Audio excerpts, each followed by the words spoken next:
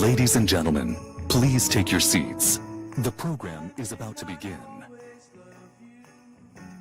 But long as there are stars above you, you never need to doubt it. I'll make you so sure about it. God only knows what I'd be without you. If you should ever leave me, well, life would still go on, believe me. The world could show nothing to me, so what good would living do me? God only knows what I'd be without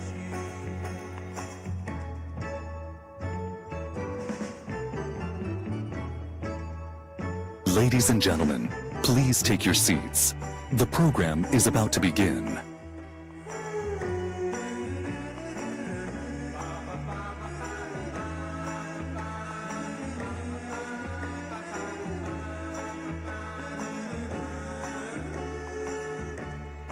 God only knows what I'd be without you. If you should ever leave me, the life would still go on, believe me. The world could show nothing to me, so what good would living do me?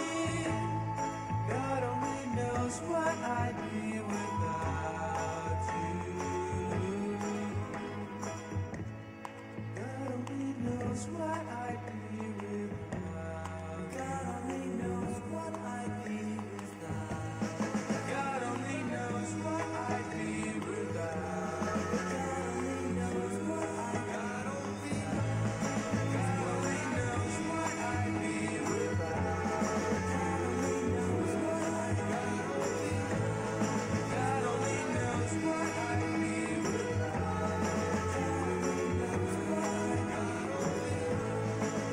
only knows what I'd be without.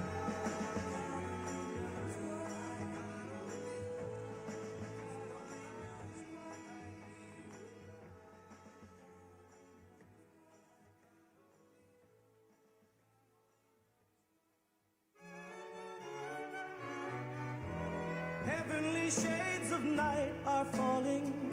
It's twilight time. Out of the mist your voice is calling. 'Tis twilight time.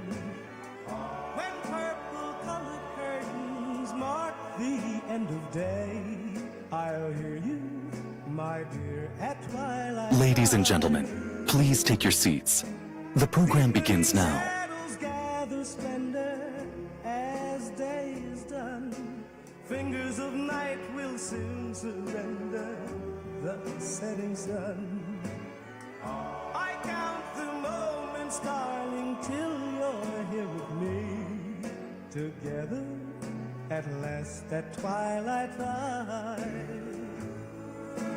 Here in the afterglow of day, we keep our rendezvous beneath the blue air. In the sweet and same old way, I fall in love again as I did then. Deep in the dark, your kiss will thrill me like days of old, lighting the spark of love that fills me with dreams untold. Each day I pray for evening just to be with you. Together at last at twilight time. In the afterglow of day, we keep our rendezvous beneath the blue. In the sweet and same old way, I fall in love again as I did then.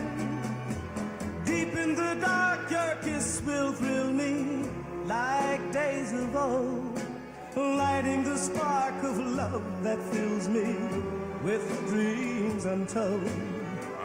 Each day I pray for for evening just to be with you. Together at last at twilight time. Together at last at twilight time.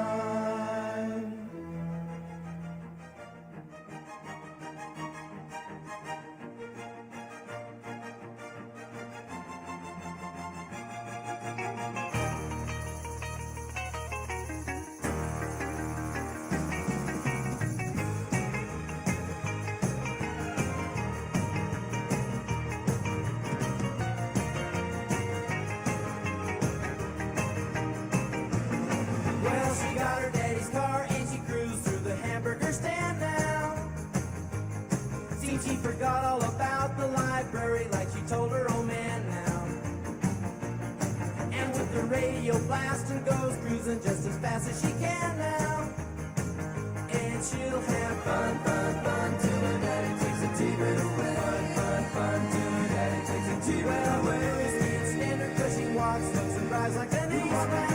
Now you walk like an ace. She makes the Indy 500 look like a Roman chariot race. Like an ace, now you look like an ace. A lot of guys try to catch her, but she leads them on a wild goose chase. Like an ace, now you drive like an ace. She'll have fun, fun, fun till her daddy takes the T-bird away. Fun, fun, fun till her daddy takes the T-bird away.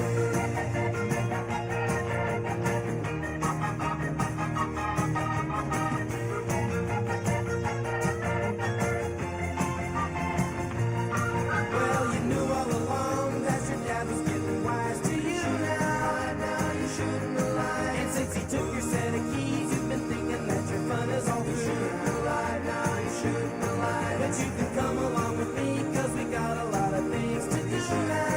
Now you shouldn't. And we'll have fun, fun, fun. Now that daddy took the T-bird away. Fun, fun, fun. Now that daddy took the T-bird away. Fun, fun, fun. Now that daddy took the T-bird away. Fun, fun, fun. Now that daddy took the T-bird away. Fun, fun. Now that daddy took the T-bird away. Fun, fun. Now that daddy took the T-bird away. Fun, fun. Now that daddy took the T-bird away. Fun, fun. Now that daddy took the T-bird away. Fun, fun. Now that daddy took the T-bird away. Fun, fun.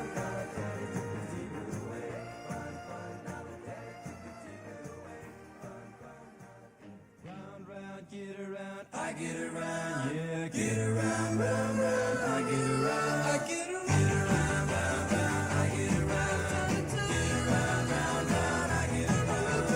Get around, round, round, I get around. Get around, round, round, I get around. I'm getting bugged driving up and down the same old strip. I gotta find a new place where the kids are hip. My buddies and me, you're getting real well known. Yeah, the bad guys know us and they leave us alone. I get around, round, round, I get around. Get around, round, round, I get around. Get around, round, round, I get around. Get around, round, round, I get around. I get around, get around, round,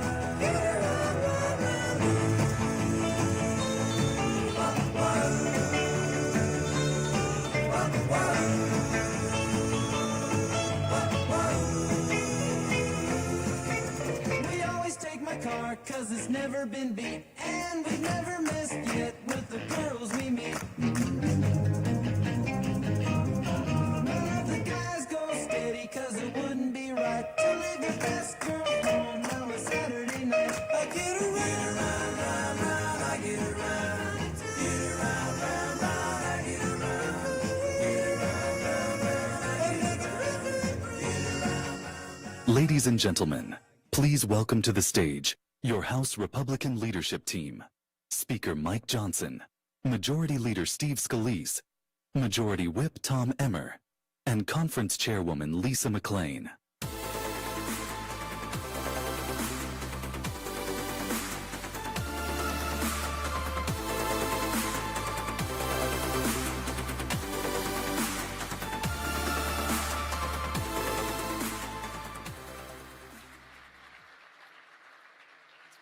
Thank you all so much. Have a seat for just a moment. It is so good to be here again at Doral, President Trump's amazing property. How about a round of applause for this incredible venue. And the Congressional Institute, we're so grateful for bringing us all together as they have done for many years now. This is the best time to be together. It's the best place to be together. We have so much to celebrate. When we were here just last year, we were talking about being on the edge, on the verge of the dawn of a new golden era in America. And my friends, that is exactly what we are in the middle of now, the new golden era, new golden age.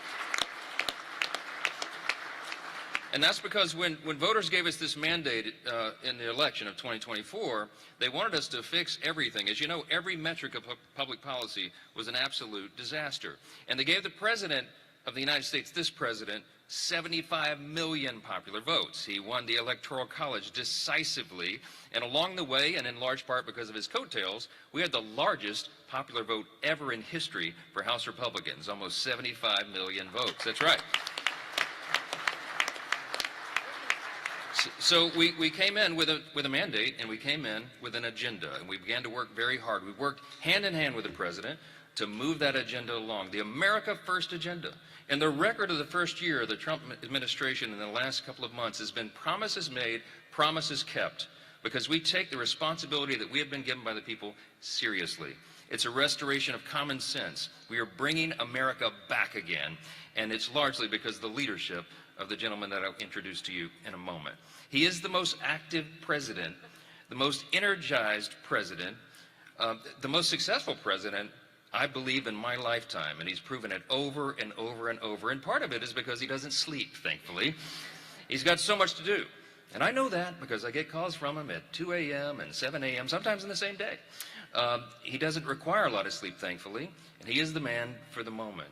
His achievements are incalculable. History will record that this president came at exactly the right time, on the eve of the 250th anniversary of the greatest nation in the history of the world, the most free, most successful, most powerful, most benevolent nation that has ever been.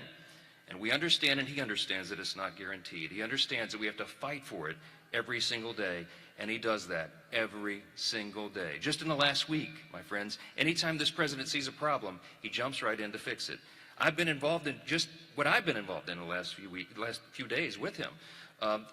Several days back, earlier in the week, he recognized that the growth of AI and the new tech and the need for data centers around the country and new energy sources. He pulled together all the leaders in the industry. He's the only person that has the gravitas to be able to do that.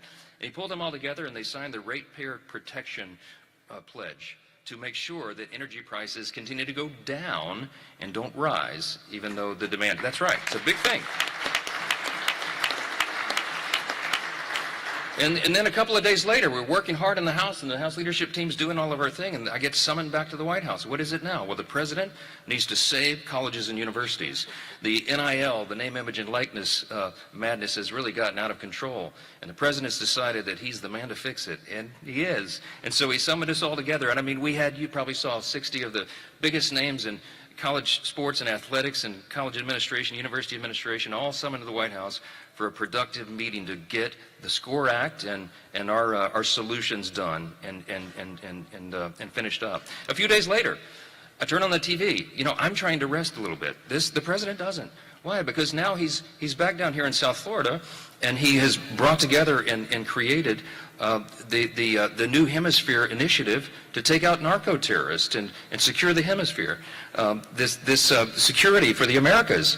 It's a new initiative that he alone has conceived. This president never stops. There's so much to fix.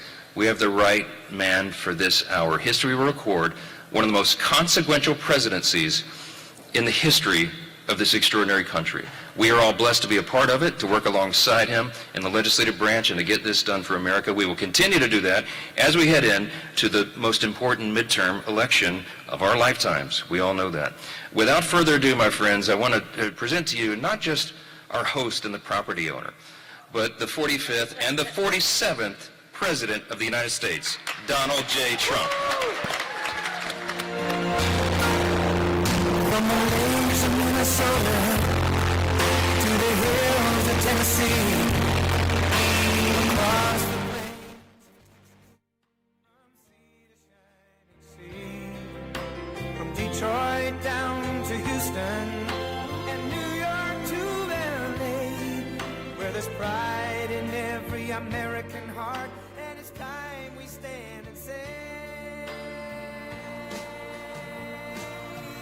that I'm proud to be an American, where at least I know I'm free. And I won't forget the men who died, who gave that right to me. And I gladly stand up next to you and defend her still today.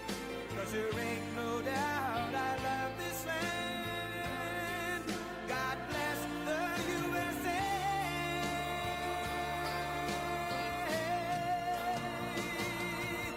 And I'm proud to be an American, where at least I know I'm free. And I won't forget the men who died, who gave that right to me. And I gladly stand up next to you and defend her still today. 'Cause there ain't no doubt I love this land. God bless the USA.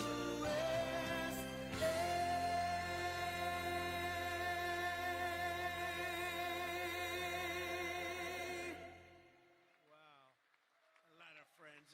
Sit down. We have a little time. Just everybody. Thank you very much. And our great speaker, Speaker Johnson. And hello to the men and women of one of the most consequential Republican majorities in history.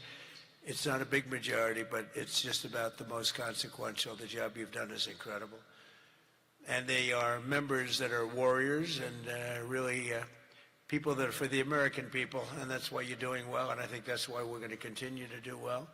We're fighting a little tradition, you know, historically the person that wins, Democrat or Republican, wins the presidency. For whatever reason, it doesn't work out, but we've done a lot. I don't know, I think we had the best first year of any president ever, and that includes you. You came along with me and you made it happen. So with your help and hard work, we're making America great again, and we're doing it much faster than we thought, and it's better, stronger, and our country is doing really well. I mean, at a level that nobody thought. We took a little excursion because we felt we had to do that to get rid of some evil. And I think you'll see it's going to be a short-term excursion. How good is our military, right? Amazing.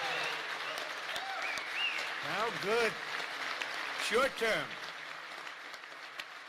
Short-term. Thank you. They're great. You know, we all together, in my first term, we rebuilt our military. And I didn't know I'd be using it so much in the second term, but we have a military like no other. It's not even close. But I especially want to recognize the rest of our amazing House Republican leadership team and so many of my friends that are congressmen, some senators. We have some great people in this room, but including Majority Leader, a real brave guy, because I know the real story. I was there that night with him in the hospital when he was given a very small chance of living by a doctor who was very good, by a wife who was desperately in love with him. She cried so much. Because I've seen the other two. I've seen guys at the end of the line, the wives aren't exactly shaken up.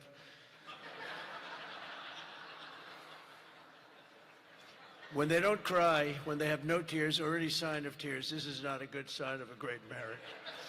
But he must have a great marriage, because she was just devastated. She was going to lose her guy. But it worked out that the doctor said more blood was put into him than he's ever seen. He was in big trouble. I looked at him that night and I said goodbye to him, but he made it. He was brave, and look at the way he fought back from so many different things. Steve Scalise.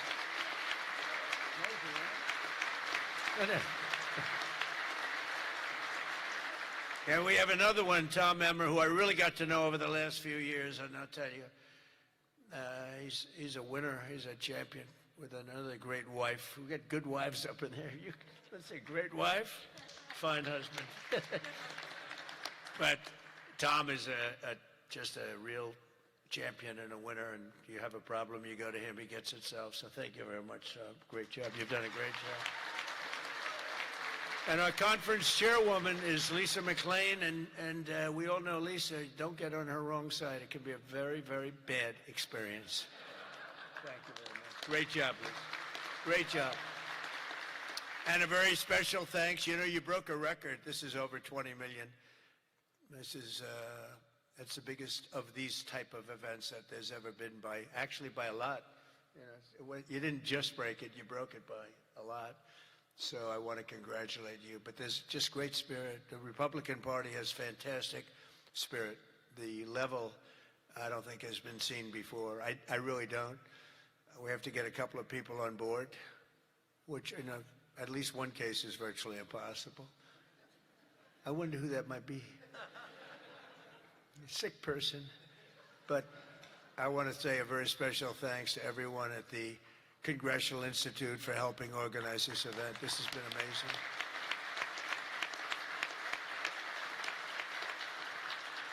And over the past 9 days, we've been reminded of how vital our Republican majorities are.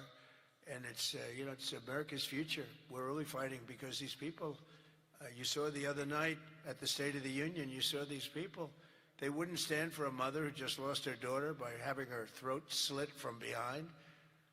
They wouldn't stand for the helicopter pilot who just got the Congressional Medal of Honor for landing safely in Venezuela, a helicopter with a lot of soldiers on that, helicopter. And he was able to land it safely, and his leg was practically ripped off. And for those people that know about helicopters, you land them pretty much with your legs, right, Tom? You land them with the legs, and he was in bad shape, and he got that. Not only landed, he landed in exactly the right spot at exactly as blood was pouring down the aisle, which didn't make all of those soldiers in the back feel too good. They're looking at a pilot who's bleeding out. But they didn't want to stand for that. They didn't want to stand for a 100-year-old soldier who had left a legacy of bravery. Everybody talked about it for years, and it was time for him to get the Congressional Medal of Honor. They didn't want to stand for him. There's something wrong with those people, and we can't let them ever be in a position where they can lead this country again or destroy this country again, because we almost lost this country. This country was close to being lost. The representatives in this room provided the pivotal votes in securing a record $1 trillion for the United States military this year, and now the world is witnessing the importance of that investment with one of the most complex and stunning operations ever conducted, and that's Operation Epic Fury. That's a great name, isn't it? Epic Fury.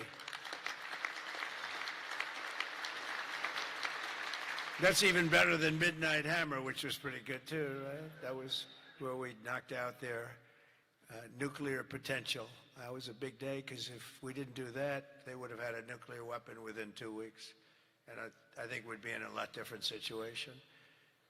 And then you had, of course, what they did in Venezuela, how that was just so far so good. We've done a real job. We've got all good ones. If you go back and you look at Afghanistan with Biden, one of the worst, I think the most embarrassing moment in the history of our country. If you look at what happened with Jimmy Carter, also with Iran, but if you look at what happened with the helicopters and the hostages, it cost them the election. It was what a mess. The world respects us right now more than they have ever respected us before. Believe that. And because of Republicans, you people in Congress, the United States has by far the strongest and most powerful military on the face of the earth. We're the strongest military anywhere in the earth, and now everybody understands it. Together with our Israeli partners, we're crushing the enemy in an overwhelming display of technical skill and military force. Iran's drone and missile capability is being utterly demolished. The Navy is gone. It's all lying at the bottom of the ocean. 46 ships. Can you believe it? In fact, I got a little upset with our people. I said, what quality of ship? Excellent, sir. Top of the line. I said, why did we just capture the ship? We could have used it. Why did we sink them? They said, it's more fun to sink them. I said, they like sinking them better. They say it's safer to sink them. I guess it's probably true.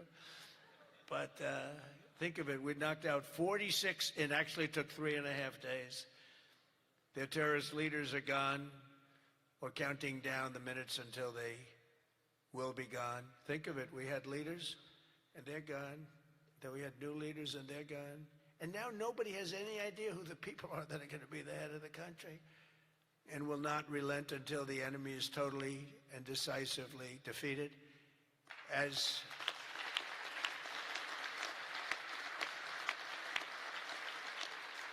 And remember, Iran did so many bad things. They were really, if you look at Soleimani, who was taken out, as you know that, but you know who. But if you look at Soleimani, the father of the roadside, you call it a roadside bomb because most people don't understand the different terms. It was where they plant bombs in roads as you drive by, happily drive by, the bomb goes off, and no matter how strong the armament, it just kills the people. Or you lose your arms, legs, and face. And those bombs got worse and worse, and he got happier and happier, and we took him out. That was a big thing because he was the head. It might have been a much different story. They may have been much more capable than they are had he lived, because he was capable. He was vicious, violent, and capable. But we got rid of him first term. And we did so many things. I mean, we've done so many things, but as you know, on Saturday I traveled to Dover Air Force Base to be with the families of 6 fallen warriors as they returned to American soil. And I know that everyone in this room joins me in sending our prayers and eternal gratitude to the families of those great heroes. Those families are incredible families, devastating to be. Hardest thing to do, you know, I've done it a lot. The hardest thing to do is to go to Dover, because Dover is where, for the most part, a lot of the fallen, the warriors, the great young people that have died in war, they seem to mostly go to Dover. They come home to Dover. Dover does a great job of handling things. They have men assigned to the family. They have men and women that are incredible, assigned to the families. It's a beautiful thing, but it's also a very sad thing.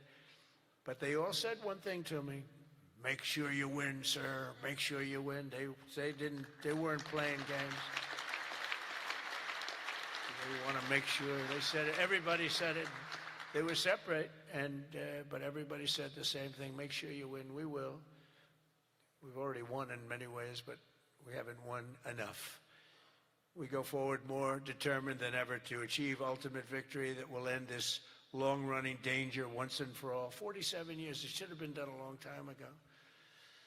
The world would have been a different place had some president had the courage to go and do it. They should have done it many, many times. They had many opportunities. The United States of America is the greatest and most exceptional nation in human history, and will not be threatened by evil terrorists and lunatics any longer. We just can't do that. And, you know, when I always talk about how great our nation is, I don't know, I don't consider our nation very great. For 4 years under Biden, we were a laughingstock all over the world. We were a laughingstock. So, you know, I say great, great, great, but I don't know. When you look at what happened with so many different things, the open border, 25 million people, many of them very bad people pouring into our country with open borders that just said, come on in, makes no difference. They emptied their jails into our country. 11,888 murders, 50% of which murdered more than one person. The drug dealers came in. The mentally insane came in. They emptied their mental institutions. They emptied their insane asylum. That's a step above a mental institution. They emptied them all right into our country. And we've done a great job of doing what we've done. Think of it, we have the lowest crime rate that we've ever had. We have the lowest murder rate in 125 years. And we're saddled with all of the problems of the criminals that were let in. You know, look, they're smart people. I know the people that run those countries, every one of them. And they're all streetwise, very smart. And I would do exactly the same thing. They emptied their jails into our country. I said that was going to happen when I heard that they were having open borders. I didn't believe that they were going to happen. When I realized that they actually were going to have open borders, I said, we're going to have every person in jail. We're going to have every drug dealer. We're going to have all these countries all over the world. The Congo, they emptied their jails all the way from the Congo to all parts of South America, Asia. They sent in their people in jail, murderers. Some of the worst people on earth got sent into our country. And I'll tell you what, ICE is unbelievable, what they have to put up with and how tough they have to be. That goes for Border Patrol, and it goes for law enforcement, our law enforcement people. But sadly, even as our service members are fighting bravely to protect America abroad, the Democrat minority in Congress is deliberately sabotaging our national security at home. And you're going through it right now, fellas. I mean, you're going through, it's not even believable. You know, we should be very safe right now, especially when we're attacking somebody that's evil, bad intention. But last week, 53 House Democrats voted against a resolution affirming that Iran remains the world's #1 state sponsor of terror. Who the hell would do that? I mean, almost every act, whether it's Hamas or Hezbollah, no matter what, you take a look, it's Iran or Iran sponsored. And even more outrageously, as we speak, Democrats have shut down the Department of Homeland Security. They've got it shut down. Do you believe it? Right now. Because they care more about amnesty for illegal alien criminals than about protecting the lives of American citizens. I mean, take a look at it. The American citizen is being scoffed at by Democrats. It doesn't make sense. None of this stuff makes sense to me, you know, when they sat and they wouldn't stand up for incredible people. They just refused to clap, stand up. By the end of the speech, by the way, they were all standing because somebody was passing them. No, you people are getting killed tonight. They were all, they'd stand up for everything I was saying. At the end, that last half hour, they were standing up for things that they shouldn't have stood up for because they got the word, you're getting killed tonight. Stand up and clap for the woman that just lost her daughter, please, to a violent criminal. But Democrats must vote immediately to reopen the Department of Homeland Security so that we have the resources to keep America safe.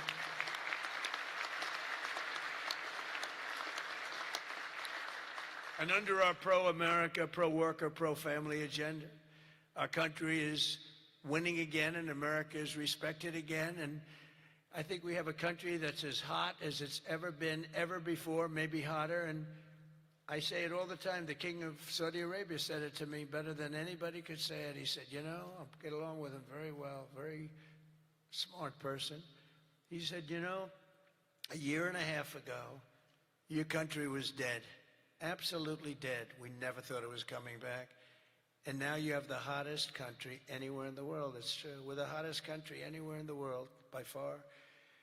And that's before we showed off our military strength with Venezuela and now with Iran. You know, Iran was supposed to be this big, powerful country. We wrapped the hell out of them. And, you know, I don't know when they cry uncle, but they should have cried it 2 days ago, right? But they don't have anything left. In our country, inflation is plummeting. Incomes are rising. The economy is surging. Our border is the most secure at any time in American history. And the murder rate is the lowest in 125 years. That's before my father was born. My father was born 6 years later than that. I don't know if he'd like me to say that. Never liked to talk about his age. He said, don't talk about that. But think about 125 years ago, 1900, the year 1900. The stock market has set 53 all-time record highs since the election. And it's going to go a lot higher as soon as we get rid of this stuff that we're doing right now, that we really had no choice. I mean, I think I asked people, I said, would you rather do this or would you rather go along nice and smoothly, but eventually have a catastrophe the likes of which perhaps the world has never seen? And just about everybody says, except for lunatics, said, no, you had to get it done. Should have been done a long time ago. The average 401k is up almost $35,000. Think of that. It's at the best they've ever done. And I think you're going to see some real numbers when this gets, because this was always a dark cloud hanging over not only Israel, which was going to get wiped out. You know, if we didn't do that B-2 attack, Israel would have been wiped out. They would have had a nuclear weapon within 2 weeks after that. And even now, I think they were looking to take over the Middle East, because when you look, and we have pretty good proof, all of those missiles that were so stupidly aimed at Qatar, Saudi Arabia, UAE, they were all aimed, and others, at countries that were sort of like, leave us alone. They were all right. They were sort of neutral. but they weren't doing it. All of a sudden, they're getting hit with missiles. And they could have gone one of two ways. They could have gone toward their side, like we're with you, or they could have gone with our side, and they really went with our side, and they've helped us, and they've been a big force. But they got hit. But they were going to be hit with us. Had we not done the B-2 raid, and if we not done this one where we said, nope, it's time to go in, we have to go in, have no choice. Number one, if we didn't go in, they would have come in after us, because I see the Democrats trying to justify it, and they're failing because the voter on the street is saying, you got to be kidding. But I see where they're going, where they're always saying, no, there was no reason. Well, I'll give you the best reason of all. Within a week, if they were going to attack us, 100%. They were ready. They had all these missiles, far more than anyone thought, and they were going to attack us. But they were going to attack all of the Middle East and Israel. And if they had a nuclear weapon, they would have used it on Israel. And this was going to be a major attack. And they had all of those missile sites and all those launchers that we got rid of, about 80% of them right now, by the way. Got rid of most of the, see it's died down to a trickle. There are very few launchers left. What our military has done is amazing.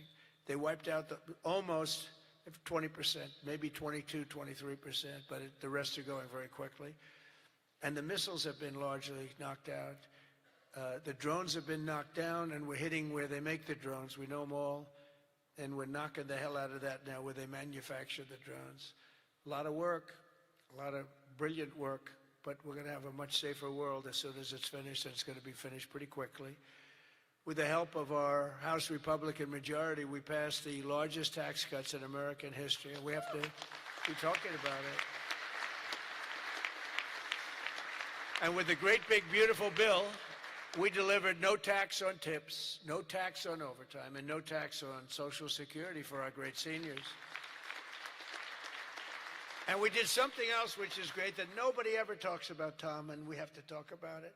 We made interest on auto loans fully deductible. That's never happened.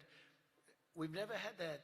Rich people always get deductions, but middle-income people, people that have to struggle a little bit, never did.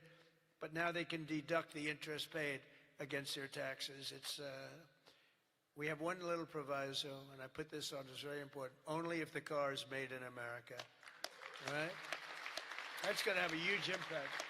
That's going to have a huge impact. We passed the Trump accounts to give every child in America a head start on the American dream, and that's so good. It was,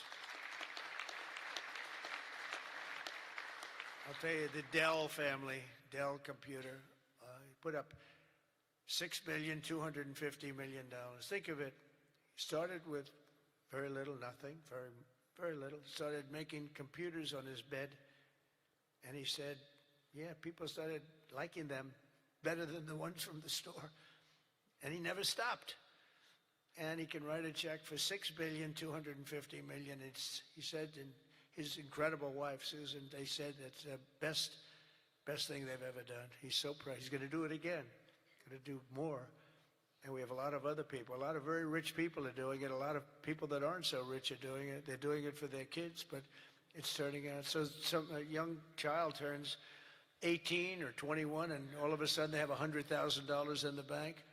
What a difference that is between having that and having nothing. And it could be more than that. It could be a lot more depending on what happens with the world. And we passed 100% expensing and bonus depreciation on all new equipment, factory construction and investments, and that's what made our first term. We had the greatest economy in the history of our country in the first term, and this one's going to blow it away. Again, we had a little pause, but it's not a very big pause.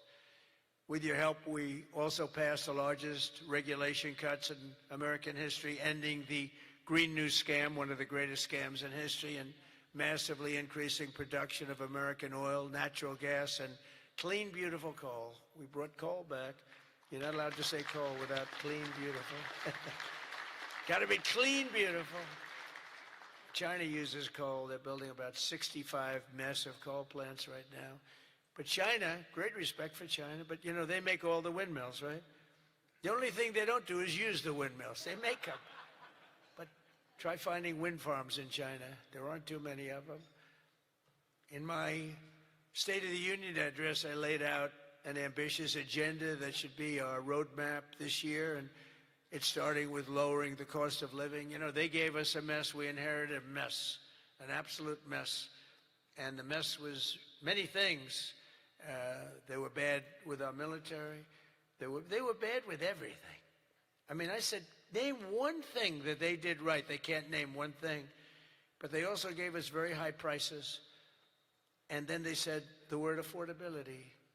That's the first time I ever heard it. They said affordability. My first day in office, they said affordability. They're the ones that caused the problem, but we're really bringing down prices big. Do you notice you don't hear that word anymore, Mike? They don't say it anymore because we brought down prices so much. So our message is simple. Democrats created the high prices, and our policies are totally ending them, and they're ended, and we're doing better. We're even bringing them down further. They'll be way down, and we're bringing, you know, if you go back into the last period, I would say, I think it's 2.5 months, 1.7% inflation.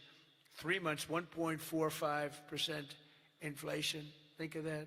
Whereas they had the highest inflation in the history, the single highest inflation in the history of our country. Now, you know, I always say this. They say 48 years because I don't want the fake news to get me on this. They say it wasn't history, it was 48 years, that the inflation was the highest in 48 years. But I don't know, in some ways 48 years sounds even worse because it's very specific. You know? But they had the highest inflation probably in history, but in 48 years, we inherited that. One of the first targets must be the crushing health care. We have to crush and take over the health care situation, which we can do. For the first time, we can do it since the passage of the Unaffordable Care Act. Big insurance companies have gotten rich. They've made money like practically no other companies have made, with our government giving them hundreds of billions of dollars, and their stock prices soaring to up to 1,700%, 1,000%, 1,200%, 1,600%, and even 1,700%. The government gave them essentially trillions of dollars. And I want that money to be paid to the person, not to the insurance company, and let them go out and buy their own health care. And people love it. People love it. You'll get better health care at a much lower cost, and they'll be sort of part of the system. But the money we spend on is so much. We spend numbers that nobody could even believe. But the health care companies, because the Democrats are owned by the insurance companies, remember that. And so they have a problem. That's why it's hard to get it fixed, because they are totally owned and controlled by the healthcare, by the insurance companies. Healthcare insurance, but the insurance companies themselves. So when you want to do something that's good for the people but bad for the insurance companies, it's very, very hard for them to go in a different way. Now, Republicans never do that kind of thing, right? You're owned by nobody, right? Nobody. See, a young girl up here say, yes. Some of them are a little bit shaky, but they're Republicans. We love them. We love them anyway, right, Mike? But they are owned by those big, powerful insurance companies that are making a fortune, and it's hard to get them to do the right thing. They know what the right thing is. So we want the money to be paid directly to the people and let the people go out and buy their own health care. And people love it. They love it. We can own the issue. For the first time ever, Republicans can own that issue. I'm also asking you to take swift action to codify my most favored nation policy on drug prices, the biggest. That alone should win the midterms. We have, and I tell this story all the time, my first term, third year, I actually had a slight, it was 0.25% decline in drug prices. First time in 28 years. I was so proud. I went home, told our great First Lady, who's now a movie star, I got the biggest, can you believe this? That movie was hot. And it is hot. She became a movie star. It was a good movie. But I went home and I said, you know, it's amazing. We do so well. We work so hard. This issue is the single biggest issue. Okay. I had a news conference, I'm embarrassed to say, a long time ago, my first term, third year, because I went up, to a level that I did things that nobody's ever done. 28 years, I brought it down 1/4%. Now I brought it down 80%, 90%, 75%, depending the way it's driving the fake news crazy because I say 400%, 500%, 600, depending on the way you want to talk about it, if you want to talk about pricing. But using a conservative number, what we've done is we paid the highest price for drugs anywhere in the world, and now we pay the lowest price for drugs anywhere in the world. We are tied for the lowest price. Whoever has the lowest price, that's what we pay. And I did that through tariffs. We had a little disappointing decision, to put it mildly, from the Supreme Court. Terrible decision for the people, but the good news is I have lots of other ways of doing the same thing. I just have to work a little harder. They want me to work harder, but we're doing the same thing with a lot of work. But I used tariffs to get this because I went to other countries. The drug companies were not easy, but I got them. I said, we're not paying. We were paying for a pill $130 that in London and Germany and different places you'd pay $10. So we were paying 13 times more. They're paying $10, we're paying $130. And the drug companies, I called them in. We had a rough time, but it wasn't that bad. And they agreed because they knew that I couldn't get the countries. You had to get the countries to approve it. And I called up, and you've heard me say this a couple of times, not often, but I called the countries up. I called up France. I said, Emmanuel, you have to cut your good friends from America a reasonable deal. What's happening is you are paying a tiny fraction for drugs. No, Donald, I cannot do anything about that. I said, you can. He said, no, I will not do it. I will not do it. Because he'd have to raise his pill from $10 to $20 and maybe even $30. Ours would come down from $13, $130 down to $20. Think of that. From $130, that's what you're going to get. From $130 to $20. But he has to double his price from $10, and they were the boss. I said, no, you will. No, Donald, I cannot do that. And I heard this from all the other countries, too, very elegant people. And they were saying, no, we cannot do this. We will not do this. I said, yes, you will, 100%. No, we will not. Because, they have to double up their prices. And I said, well, here's the story. If you don't do it, I'm going to put, in the case of Emmanuel, I said a 100% tariff on all wines and champagnes coming into the United States. No, Donald, you cannot do that. I said, I've already got the legislation. It's right in front of my desk. I'm going to sign it. Emmanuel, he said, Donald, I will agree to this. So he agreed. Everybody agreed. I got every country to agree. And now you've done something that no other president could have done. No, I don't want to brag. But, they've said this about a lot of things. No other president could do some of this shit I'm doing. No other president. The things I'm doing, nobody else was going to do it. They say it all the time, sir, could you do this? You're the only one can do it. But we got it done, and we got the countries to all go along. Because I said, if you don't do it, I'm going to raise your tariffs to 200%, to 150%, and that's 10 times more than I'm asking for. And every single one, if it took me 5 minutes, that was like a long time. I was doing badly with that one. So now we have most favored nation pricing into permanent law, and you should codify it. But I don't care that much about codifying it, because what politician is going to agree to increase drug prices by 500%, okay? But it's still good to have it codified. Don't you agree? They're saying, sir, we have to codify it. I said, that's okay, but I'm not. Other things you should codify. That I can tell you. This one, you should codify, because you want to take credit for it. You want to take credit for it. So if you can, please codify it. Get out there and codify. You're getting an 80%, 85%, 55%, 70% reduction in drug prices. Codify it. But if you don't, no president's going to raise it, in my opinion. Although they are crazy, these people are crazy. They could find a way. You better get it codified. And as we work to bring down interest rates so that more Americans afford a house, I'm also asking you to ban the Wall Street firms, large Wall Street firms, institutional investors, from buying up thousands and thousands of single-family homes, hundreds of thousands of homes, because homes really are for people, not for hedge funds.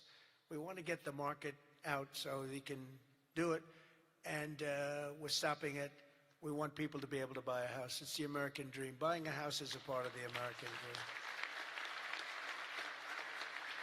And we must also stand up for the safety of our citizens. One of my guests at the State of the Union was Anya Zarutska, the mother of beautiful 23-year-old Ukrainian girl who was stabbed to death on a train in North Carolina by a deranged criminal, arrested more than a dozen times. And I had the mother, as you know, at the State of the Union, and she was devastated.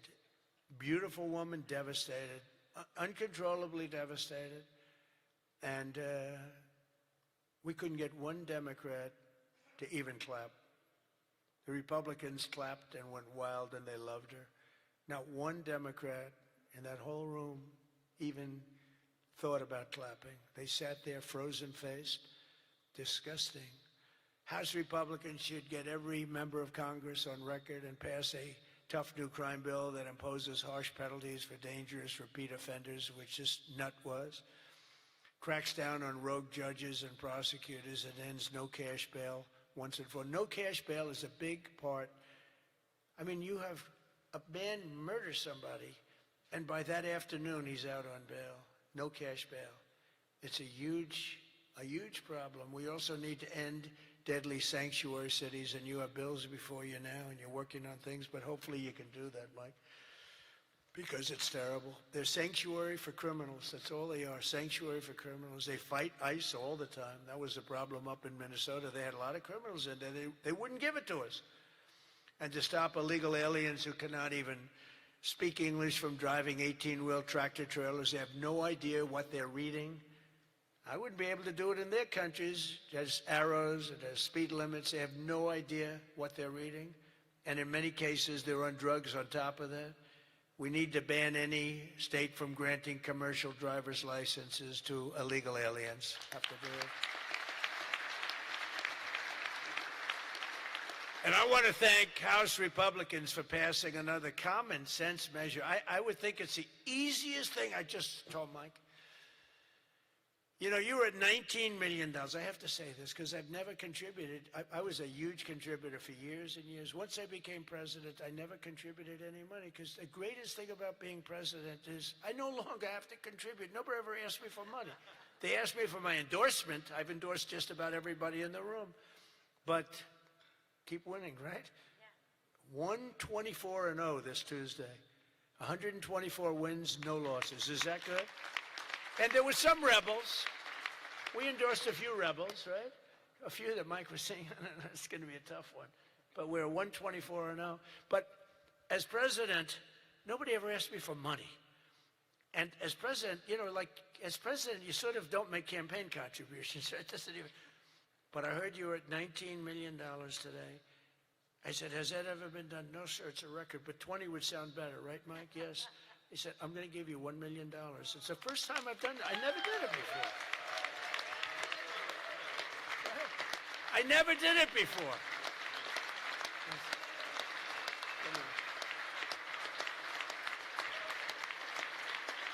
I never did it before. Now I'll be hit up by every political group, every Republican running. Sir, can I have some, give me a little cash. I'll have Emmer come up to me and say, how about a little cash for my campaign? I will no longer have the excuse that as president, anyway, no, but we had to hit the 20, right? We had to hit the 20. That was a hell of a thing. You beat it by a lot. You beat the record, the previous record by a lot. But I want to thank House Republicans for passing another common sense measure, to me the easiest of all, the Save America Act, to protect our sacred American. Look at this.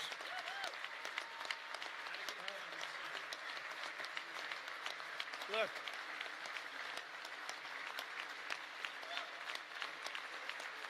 It's the easiest thing we have. I can't, it's the easiest thing we have. Now, the problem is you call it the SAVE Act, and nobody knew what the hell the SAVE Act. Have you been seeing, I've been working overtime the last month. It's called the capital of the Save America Act. And I saw Schumer yesterday. We will stop Save America. He's getting killed. They can't do it. And then the things within the Save America are so good. But just the title. So we had that with MAGA. Greatest name of all time. Make America Great Again. MAGA. It just worked. You know, I had something, Keep America Great. It was good, but it didn't have that MAGA. You know, there was nothing you could see. I had CAG. And CAG, I said, you know, no longer, that's not good. But MAGA is great, and we'll always respect MAGA. We love MAGA. We're never going to let you down with MAGA. But this one's even better if you think about it. This says, America. We're going to save America. The Save America. How can they fight us? The Save America Act. And I've watched them. I watched Schumer, who's horrible. What a horrible politician. He is now a Palestinian officially. He is registered as a Palestinian. He's taken the biggest turn of any human being I've ever seen. He's gone from totally pro-Israel to totally pro-Palestinian. He wants to protect the Iranian people that are quite nasty. But it's very simple. All voters must show the act. Voter ID. Ready? This is not complicated. Voter identification. Now, I have a whole list, but I don't want to put. I have like hundreds of things on the list. If you go shopping, if you do this, if you buy a car, if you license a car, if you point to everything you need to have identification. So all voters have to show identification, ID. All voters must show proof of citizenship in order to vote. So you have ID and you have citizenship. So far, good. No mail-in ballots except for illness, disability, military, or travel. Mail-in ballots are a disaster. Jimmy Carter, the best thing he ever did, he headed a commission after he was president. It was the single best thing, and he did a thing on mail-in ballots. He said mail-in ballots should not be allowed because they are inherently dishonest. And we have seen it time and time again, and we just keep going with it. And I put that down as a top 3. Look, no mail-in. Now, you have the exceptions for the military. And I would even say foreign-based military. But for the military, for disability, for illness, and if you're traveling, you have an excuse. And I was lenient on that. But those 3 things. Then I added 2 more. These are best of, best of. These are called best of Trump. We should also add on to this bill. And so what I've asked Mike to do is to draw a new one with these few things added. And let's go for the gold. Let's not just get one like voter ID, but, it can be given to you by your daughter. Your daughter, she has to be of age, like above 6 years old, she's allowed to say. You had to see some of this stuff is so bad. They're doing everything possible because they know if we get this, they probably won't win an election for 50 years, okay? And maybe longer. And they're going to fight like hell. But boy, do they get killed. Because even the Democrats, you saw the numbers today, Democrats voted 86% that this stuff should be passed. The Democrats. With Republicans, you're at 98%. But Democrats are at 86%, except for the people that run the Democrat Party, because they want to try and win elections illegally. It's the only reason you vote against voter ID is because you want to cheat. There's no other reason. They come up with reasons. They say, it's racist. That's their number one, racist. Then you have to explain it, and they're just sitting there mumbling. They can't explain it. And it's actually very insulting when they use the term racist. Very insulting to the people that they're trying to so-called defend, but they're not defending. Then I wanted to add 2 more to it because they're, I say 95%, maybe 100%. No men in women's sports, very simple. Add that in. And I wanted to add in one other, I'm not even adding in no open borders because, there's some people that like open borders. These people are crazy, but that's okay. Because I want 5 things that are like close to 100%. No transgender mutilation surgery for our children. You can't have transgender for our children. So those 5 things. 5 things. Voter ID, citizenship, Mail-in ballots, no mail-in ballots. Right?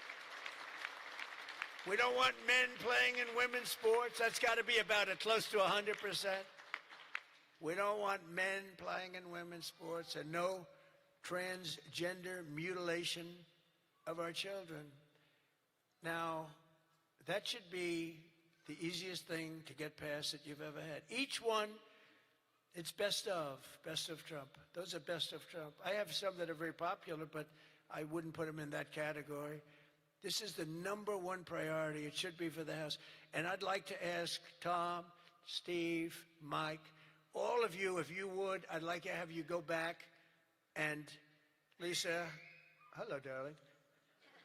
She was screaming her affirmation of what I said. The kid went wild. She was so happy that somebody finally said, let's vote on this. Lisa, you're going to get it done. Okay, I'm going to count on you. Forget the men up here. I'm going to count. Deal. But it's actually a matter in a serious way of national survival. We can't have these elections going on like this anymore. You know, you use paper ballots. If right now they have watermark, it's so safe, it's so good. You put it, it gets under a light. It says, you know, a code. It's very, very hard to cheat. Another thing, and I don't even bring this up, it costs 7% the cost of those crazy machines. You know, I love the machines where they get the machines, they spend all this money, and they announce during the election that the tabulation will go along for another 3 weeks.